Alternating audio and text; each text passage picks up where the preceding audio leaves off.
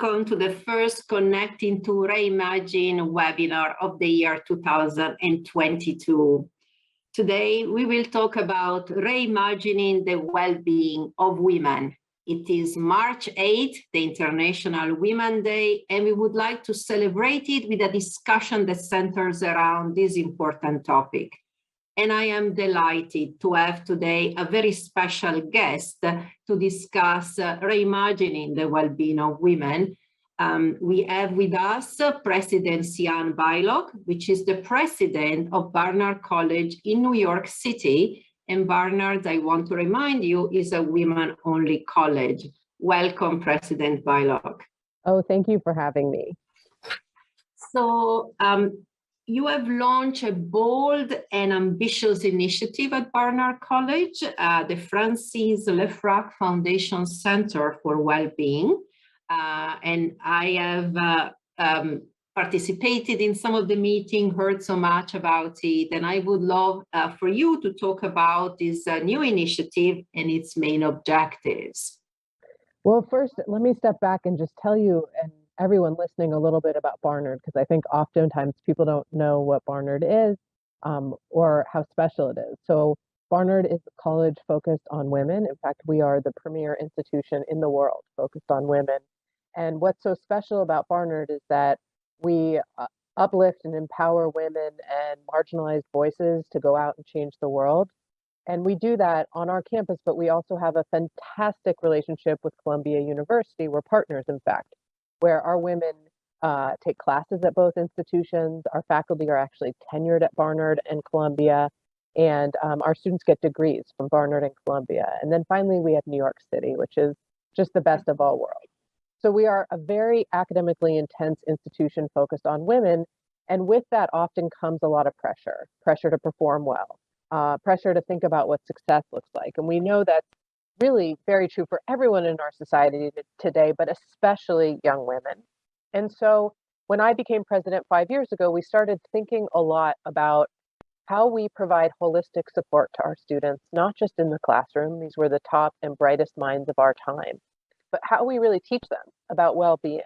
And this notion that if you don't feel okay, it's going to be very hard to do okay. And so we started an initiative, Feel Well, Do Well. And from that, we attracted major philanthropic funding from the Franc Foundation to actually build a wellness center that was designed to be a 360-degree sort of coverage of well-being. And we decided to focus this well-being on three principles. One is physical health. We know physical well-being is so important, whether that's nutrition or our physical fitness or how we take care of ourselves. Another is mental health. We know that rates of depression and anxiety, especially in young people, are higher than ever. This is especially true in young women. So how do we do preventative care to ensure that people have wellness groups, peers to talk to?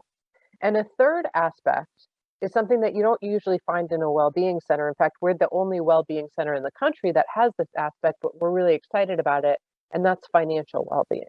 With the idea being that women, especially, as you know from your research, oftentimes are not at the table as they should be in financial conversations. And even when they do have knowledge, they're underconfident in their ability relative to men. So we are building this wellness center and launching programs around physical, mental, and financial, with the idea being that if our young women, and frankly, women across the country, have the tools necessary in those areas, they will both feel okay and do okay. I want to come back to what you said, just now, which is, financial well-being is really important. It's part of one of these three approaches and these three topics you are looking at. And why is financial well-being so important for students now? Yeah, I mean, it's really interesting. I think oftentimes at our best institutions, our students come out with great knowledge in their area, but they often don't come out with the basic building blocks they need to function in society. Whether that's how to operate in a workplace these days when you've been online for a few years, whether that's how to think about different job offers, but especially how to think into the future, right? What does health insurance mean? How do you do taxes? How do you think about retirement? And we really think that our students need to be equipped with those tools. And then there's an added layer here that women tend to be less confident in their ability around finances. They tend to be less likely to be at the table for financial discussions, even when they're the breadwinners or even when money has come through their family. And so we really want to get rid of this idea that women shouldn't be front and center in these discussions. And I think it's especially important for women as they contemplate their partners and who they might be with, as they contemplate whether they'll go in and out of the workforce for childbirth, what that looks like. These are really important family decisions. They're important decisions as a person. They're important well-being decisions, but part of them is money. Part of them is thinking about whether you have the finances for these sorts of things. And we want our students to know at least where to go to ask questions and to know the questions to ask. This is great. And, you are a president of a college. So in a sense, do you think that starting at college is too late? Should we start earlier? Yes. I mean, the Francine Center, Franc Center for Wellbeing, our goal actually is to build curricula much younger. I mean, I think we should be starting to talk about these things when students come to formal schooling. We need to be talking about them certainly in middle and high school. And sometimes this doesn't happen at home with families. And so the question is, how do we build out aspects in the schools for students? But of course, we could also think about how to equip parents to have these conversations with their children. Yes, I actually would like to talk about this because I know that, you bring a lot of expertise and also research on that. What do you think is the role of parents? How can they promote financial well-being? It's really interesting because I'm a psychologist and some of my research is around looking at anxieties and especially anxieties and worries people have around math. So from kids to teachers to parents. And one thing we show really early on is that parents think that math is the purview of school. So you do bedtime stories and bedtime reading, but you don't do bedtime math, right? So already parents often think that math is not the responsibility of home. And if they don't think math is a responsibility of home, it's a pretty easy jump to not think that anything around number finances is home's responsibility. So I often talk to parents about just starting with talking about number, whether it's when you're baking or thinking about allowance. Let your kids in on some of the financial decisions you're making. We could get 2 of these, which are really great, or 5 of something else because it all costs the same. How would you do the math? How would you come up with that decision? Those are really important aspects for kids to think about because that's how they're learning how to do this in their own life. Mm-hmm. Well, you have just talked this important topic, and I want to talk in particular about your research and, for example, the fear of math and how we make decisions under pressure, which is so important, in particular for women. In which way this topic relates to financial well-being and to well-being in general? And I want to actually tell everybody that you wrote this amazing book, which is titled Chalk, and I've been reading it and learning enormously about it. I want to recommend it to everybody. But so let's talk indeed about this. This is really so important. I am going to incorporate it in my classes on personal finance as well. So there's some really interesting work that we've done and that my lab has done, really looking at the root cause of math anxiety, where it comes from. And when I talk about math anxiety, I mean just a fear or apprehension about math, about numbers. And one of the questions that we often ask about math anxiety is, do you get nervous when you're calculating the tip on a dinner bill, which is certainly finance in relation. So my research lab asked questions about where math anxiety comes from, when it starts. And lots of people said, well, you don't really get anxious about math till middle or high school, until you're doing difficult math. But we had been talking to a lot of teachers who said, no, kids as young as the start of formal schooling have math anxiety. And so we wanted to test that. So we actually went into first and second grade classrooms across a large public school system, and we asked them questions about how anxious they were about numbers. We also asked them how anxious they were about things around reading. And what we found was that even as young as first grade, some kids have math anxiety. And it's overall more than reading anxiety. And it relates to how well they do in math. So already we're starting to see these relationships. Now you might say, well, maybe kids who are bad at math get anxious about it. It's not that the anxiety causes you to be bad at math, right? This is correlation versus causation. But we did something to really get to to start answering this question. And one is we started to ask where math anxiety comes from. So one interesting thing we did is we actually surveyed the math anxiety of teachers in these classrooms. Large study, 700 kids, hundreds of teachers. And at the beginning of the year, it turned out there was no relation between a teacher's math anxiety and their students' math anxiety and performance. But by the end of the school year, kids who were in classrooms with teachers who were really anxious learned less math and were more worried about their abilities. And there's one more thing that's really important here, is that over 90% of our elementary school teachers are women in the US. And these effects were much stronger for the girls than the boys in the classroom. So we're starting to see very early on that young girls are starting to be worried about math. And then this relates to how they perform, and it goes on. And you can imagine how once they get to an older age, they really already are thinking, for the most part, that maybe they shouldn't take a seat at the table, whether it's in the math and science classroom or how when they have to think about number with their finances.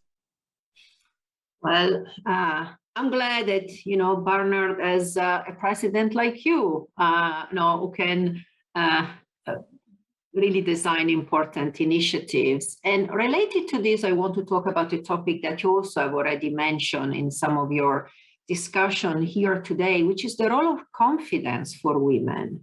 I always say knowledge, financial literacy is important, but when we look at women, it's not just a matter of knowledge, it's also a matter of confidence. And since you are dealing with, students which are female only, what do you think of the importance of confidence? Yeah, well, I mean, I am biased in that I think that confidence plays a huge role in everything we do. I study when people choke, when people don't do well in high stress situations. And a lot of it has to do not with their skill or ability, but how they feel going in. And I think confidence is hugely important. And what we show is that what you have shown, which I think is so important, is that women even match for ability in terms of their financial knowledge. And you'll correct me if I'm getting this wrong, but my understanding of the finding is that even when they're matched for financial knowledge relative to men, they're less confident in their ability. Yes. Is that right? And this has so many implications for raising your hand to be at the table, right? Because if you're less confident, you tend to back away. We don't like to do things that are hard and difficult, right? And so you see this cycle emerging where if you're not confident, you step back and then you learn less. And then you're even less confident and you step back more. And so I think confidence is such a huge part of it. And what I think is so important to get across is that we don't have to know everything. We have to know where to ask, and we have to know that it's okay to ask. And that's where I think having well-being programs that incorporate financial wellness start opening up this idea that it's okay to ask and there's places to go to get these resources. I want to come back to the idea of this center that you are promoting, and the fact that, it's so new and it's so special with respect to many other centers I've seen. And one of the things is that it's not focused on student only, but also alumni will be, involved in this. So tell us more about this and, how this can be important, not just for students, but also for the adult population, and what you plan to do. Yeah, I mean, we think physical, mental, and financial well-being is for everyone, not just our students. So our alums, we already are having lots of programming with alums. It benefits the alums, but it also benefits the college, right? We want our women who have graduated to think about philanthropically supporting Barnard. And one way to do that is to understand all the ways to do that through bequests, through how you invest in stock. So, through educating them about what means are at their disposal. And we also really take it seriously, the fact that we sit in the middle of New York City and in Harlem. And part of our goal here is to have programming for women in Harlem, and especially single mothers, for example, in terms of thinking about their own finances and just the tools at their disposal. Mm-hmm. I want to already take some of the questions which are coming in, and I invite everybody to send the questions as well.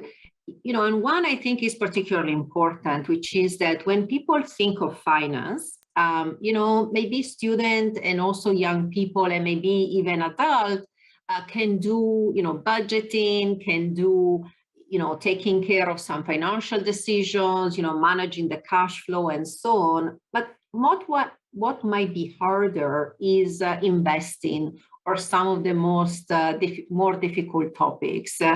So, what do you plan to do when you think of financial well-being? And do you also think that there will need to be, for example, courses, maybe personal finance courses at the college level? Yeah, I mean, it's a really interesting question. And I think you're right. Although I would argue that everyone still probably needs some help with that sort of cash flow. But I think a lot of it does come back down to understanding what's going on in the markets today, right? And how they affect how we live our lives. I think oftentimes we just live our lives independent, mostly of what's happening. What does inflation mean? How should we think about that for what we're getting offered for a job? Do we argue for increases that are cost of living increases, or do we peg them to inflation? What is cryptocurrency? Should I be thinking about that? If you look at some of the retail platforms for investing, Robinhood, for example, it's almost all men, right? And if you look at a lot of the investment clubs, unless they're specifically geared towards women and minorities, they tend to be men. And so the question is, how do we get women in conversation with other women? And although I think it's really important to even go over basic things like, what is my financial aid package? Should I take a loan out? Is it worth doing that? How am I going to repay it? I do think that we have a huge need to just even open the conversations for things that might seem that don't impact us, something like inflation. We feel it when we buy products, but it's so important if we're thinking about negotiating our first job off. Mm-hmm. No, absolutely. These are kind of very important topics. And in which way do you think, there are these important differences between women and men? It is International Women's Day. And so I really want to focus on those differences that really matters, and particularly, when we consider the college student, and what do you think, we can promote also, better equality, and we can give maybe a better voice to women? Yeah, I mean, first of all, just remember when I talk about gender differences, these are averages, right? Women and men are very similar in lots of ways. But I think one place where we start seeing differences is in this confidence aspect and is in this notion of risk taking. So, for example, there's really important studies showing that when women and men get the same grade in a class, men are more likely, let's say they both get a B, a man is more likely on average to think that he can go on to the next level and succeed versus a woman.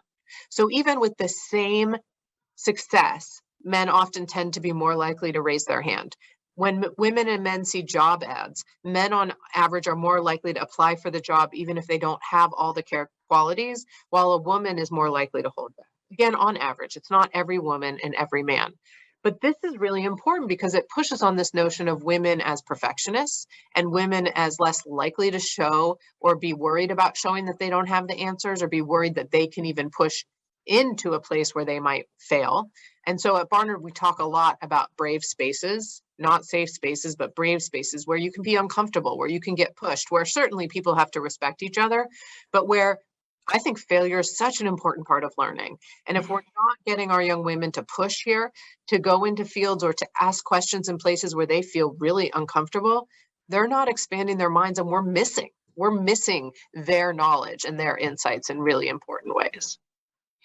I want to come back. This is such an important topic, this fear of failing, this fear of not performing, to what is expected of us. And we have just watched the Olympics and we have just watched how, first of all, the pressure of performing, but also kind of this idea that, you might fail and you might fail in front of everybody who is kind of watching for you. I know you have worked a lot on this topic. So tell us more about, how we should get away from this fear of failing. Yeah, so I wrote an op-ed in the New York Times about Michaela Schifrin a couple of weeks ago, if anyone wants to go read it. I talked a lot about first this idea that when all eyes are on us in something like the Olympics, of course, and I tend to think that women athletes have a lot of pressure on them. We've really put them in the spotlight. The media really focuses on them, whether it's Simone Biles or Michaela Schifrin sitting on the sidelines where the camera was just on her for 20 minutes. But what I wrote about in that op-ed about Michaela is something that I think is so important, especially for women, is to step back and narrate your entire story. She didn't have a great Olympics, that's true. But if you look at her successes and you look at how young she is and where she's going to be, what we can't focus on is this last thing she did. And I think we have this tendency to do this, to focus on our last failure. Instead of, I talked about it in the op-ed, is we need to narrate our entire movie. No one's going to do that for us. We have to remind ourselves and other people why we should be at the table. And even when there's a blip, why we should continue. And that is both outward facing, but also inward facing. We tend to not have a lot of self-compassion. I think this is relatively very true for women as well. We tend to be our own worst critics. And so I'm a big advocate of letting that voice in your head be mean to you for a couple minutes, but then telling it to step back, right? Some of the things we say to ourselves, we'd never say to a friend we're trying to cheer up. So how do we coach ourselves like we'd coach a friend? And in the op-ed, I talked about even little things like self-distancing. When you refer to yourself in the third person, instead of saying, I didn't do well, you say, Sian, you didn't do well, but you actually distance yourself a bit and you're actually more likely to feel okay with the situation. So the idea is, how do we coach ourselves in a way that's compassionate? And then how do we tell the world our entire movie? How do we play that entire movie in a way that allows us and others to see our ability to go on? And I have to say that Michaela Schifrin is already one of the most decorated athletes in Olympic history, and I have no doubt that she will continue to be after this blip. I want to take some of the questions which have come in already that are related to, some of the topic that you have said. And I think there are two which are particularly relevant, which is, how can men contribute to this agenda, to this also gender inequality? How can they support women to achieve financial well-being? Yeah, so one thing I will say is that we can talk for a lot of reasons why we should make sure that our teams are diverse and that we're hearing from diverse voices. That's gender or representation as a function of race or class. There's lots of societal reasons and inequity reasons. I would say that what I focus on is all the research showing that when you have different people with different lived experiences around the table who feel free and included to push at each other, you get better outcomes. Companies make more money, institutions create more knowledge, everything is better, because when we are talking to people just like us, we're not expanding our idea base, we're not challenging ourselves. So it's good for everyone, for men and women alike, to have women at the table, in the C-suite, on boards, in department rooms, because of different lived experiences, the ideas will inevitably be better. And there is tons and tons and tons of data on this about really the bonus of diversity around the table. If people feel included, if they feel like they actually do have a seat at the table. And I think men are just as responsible for this as women. So it's something simple. It could be something simple if you are in a partnership, making sure that you're giving your partner time to ask questions to your financial planner, or having conversations together about finances, making sure you're both on the same page. When people get married, I think I read a statistic, you might know this better than I do, Anna, but that they often, one of the things they don't talk about is money, right? Or it's left to the last moment. And so having those conversations, if you're a manager and you're seeing that some people on your team are not responding, or the woman on the team is not speaking up, change how you do conversations. Instead of just letting people talk, go around the table and ask everyone's viewpoint. It's an easy way for people to be included. And then I think, there's a lot been written lately about mentorship and the power of men mentoring women as well as women mentoring women. But I think we're starting to change the conversation to not just mentorship, but sponsorship. That's when men are really advocating for women, helping open doors, recommending for them for jobs, thinking about promotions or awards. And I think sponsorship is what we need for women to succeed in fields that they've been underrepresented, because we know that people get pushed forward by other people. Somebody just asked questions about this. I want to repeat it to you, which is, what's the role of mentors in your experience? Providing guidance and emotional support might help women to better reach financial well-being. So maybe, you can, elaborate a little bit more on this role of, as you said, maybe sponsorship more than mentorship. Yeah, and I think sponsorship includes mentorship. It's sort of an extra step, right? And it's, I think in any sort of way, as people are thinking about jobs or you're thinking about your students, asking if, let's say I have a conversation with my students all the time about going to graduate school, right? So we talk about different fields and if they might want to go to graduate school, but I, even myself, am less likely to say, well, let's sit down and talk about what this means financially. Are they offering you scholarships? Will you need to work? What are your implications? What is the implication of that for jobs down the line? Sitting down and actually bringing into the conversation all of these different aspects of what it means is so important. And I think we often, as mentors, tend to sort of shy away from some of that. And I see sponsorship as really helping those around you create and have those full conversations. And I think men should be doing it just as much as women. And a related topic, very related to this one that came in, is in your experience, how can institutions, but in particularly employers, create a more equitable workplace? And I think, this is a really central topic. I realize that, this is, even beyond what we can, easily say, but what is your suggestions also coming from your research? Yeah, so I think this is such an important topic. It's a topic across industries right now. And again, I come back to this idea that when you have diverse individuals with different lived experiences at the table, you get better outcomes. So every institution should want to do that. One place I've been talking a lot about lately is our hybrid or virtual work atmosphere that we're in right now. I think oftentimes employers think remote work is going to be really great in terms of being family friendly and being female friendly, because we know a majority of the housework, childcare, elder care falls on women.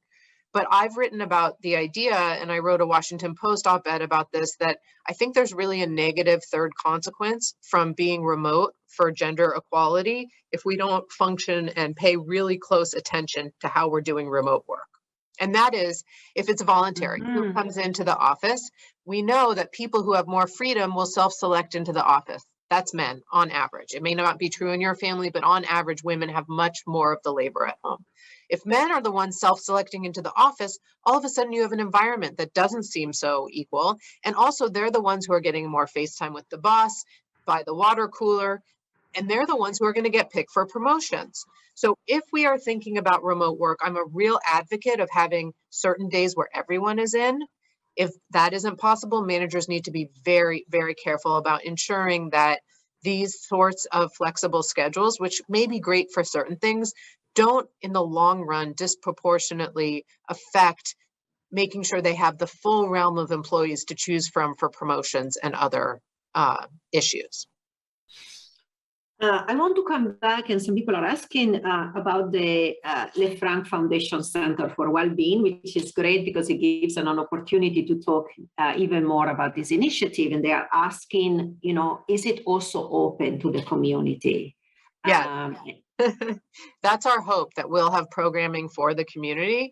A lot of our talks are already open to the community, and we're putting a lot of them online. And our hope is that this is not just about Barnard. This is about really setting a stake in the ground that well-being for women includes financial well-being. And our goal is to bring female-centered discussions around this to essentially the world. And in that respect, continuing on this, how are you incorporating financial well-being in your curricula? And is financial education mandatory at Barnard College? Yeah, so, the center's just starting. And as you know, Anna, I don't get to control everything that happens on campus. I have a faculty and faculty governance. But one thing that we've been talking about as part of our orientation and how we onboard new students is to have something that all students do. And certainly there are options to take classes around different aspects of the economy. And so that is there as well. I don't know if it needs to be mandatory, to be honest. What I think we need to do is to make it really easy to access. So when you go into work out, you run into the financial well-being center that's right there. You get your smoothie, you see what's happening, you sit in for 15 minutes. There's a help desk when you need to do taxes. And I will say that for the last few years at Barnard, we offer seniors a day of, they go rotate through tables, taxes, health insurance, how to negotiate a job, what to be thinking about. Everyone comes. Like, this is the most sought after programming. And the one criticism they have is that we're not doing it earlier. So it's so important. And it's, this is not a question of being in a family that has means or not. In fact, students I find that come from lower income families tend to be more savvy financially because they've had to focus on it. It's really a question of, oftentimes these conversations don't happen in the homes, and they especially don't happen between parents and girls. Yeah. I want to ask a question which is really bold, and it will be perfect for you in a sense, but also add more to this, relating in a sense to your own initiative. And the question is, what should be the call to action for colleges and university in the US and around the world to close the gap, and also to move more toward gender parity? And if I can add to that is, you have started an amazing initiative, I think, at Barnard, which, is needed in many other places. And, what would be, in a sense, your suggestion for other colleges, or, how can we take maybe down some of the barriers to start such an initiative?